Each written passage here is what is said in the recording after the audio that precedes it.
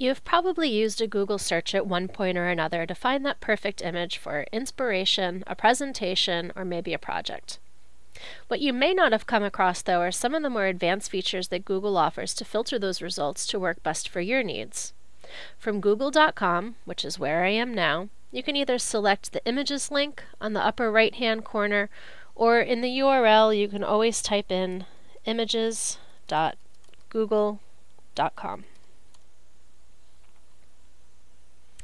So today I am going to search for, let's say, Maine landscapes.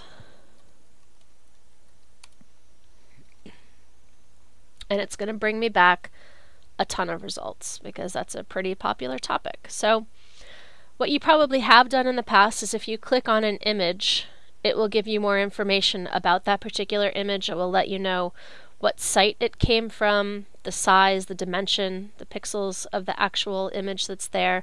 You can visit the page itself to get more information, go back to the source of where this image is from, or you can view the image on a standalone page. It will also offer similar images that maybe might interest you.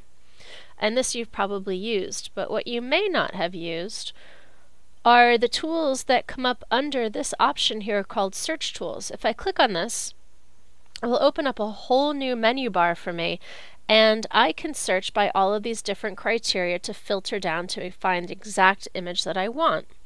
So for instance, I could start with size, and I could search for large, medium, icon, which is going to be your thumbnail sized image, larger than, or exactly. Exactly will let me search for exact pixel dimension.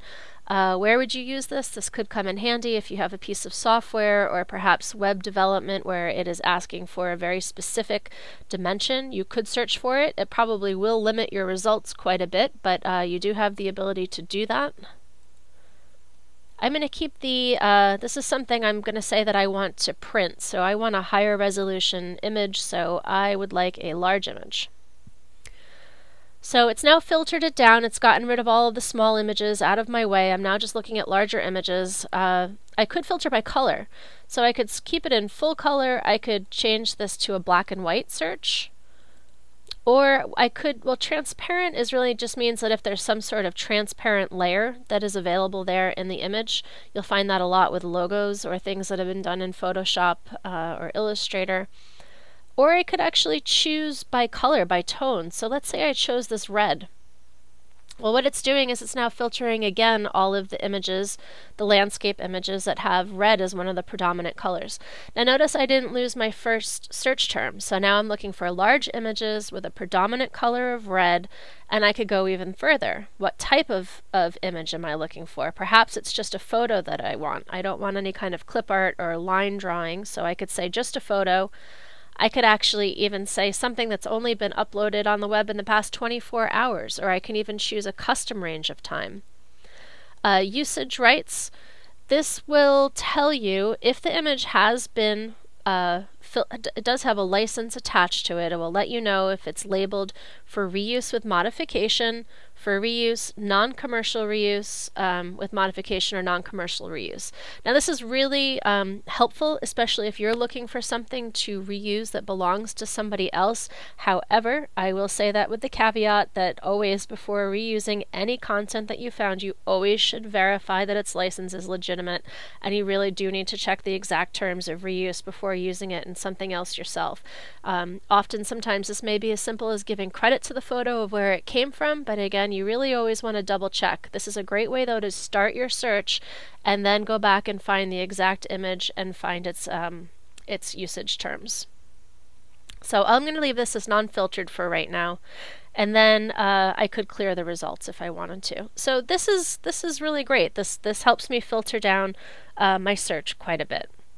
Now, one of the other features that a lot of people don't know that you can do, which is kind of new to Google Images at this point, is I can bring an image into the Google Images search and make it do the work for me by searching on that image. Now, why would I want to do that?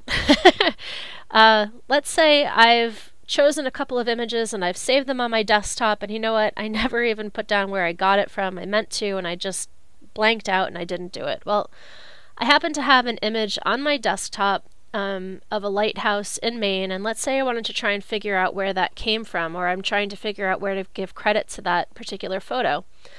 I am clicking and dragging a photo from my desktop, and I'm dropping it into the box labeled Drop Image here. It's uploading the file. And what Google is going to do is a search on this particular image, and it's going to tell me, first of all, a little information about the image that I just dropped, which was the pixel size.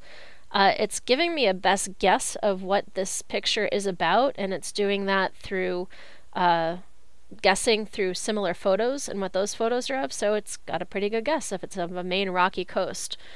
It's showing me similar images, and then it's also showing me where has this exact image appeared before. So it's appeared on various sites, it's on Pinterest, and then there are a couple of more search pages. So this can be pretty helpful if you have an image and you're trying to figure out where it came from, or if you have one on your desktop and you're trying to find something that's similar to it. The other thing too is if I have a very small image and I'm looking for a larger one, I could drop it into the Google image search and I could click on all sizes, and what it will do is it will search the web to find the various sizes that that image is available in. So if I wanted this 900 by 600, that's great. Maybe there would have been even a larger result, and so I could have used that larger picture. So again, just by using some of these advanced search tools, you can really make Google Images work for you in a much better way.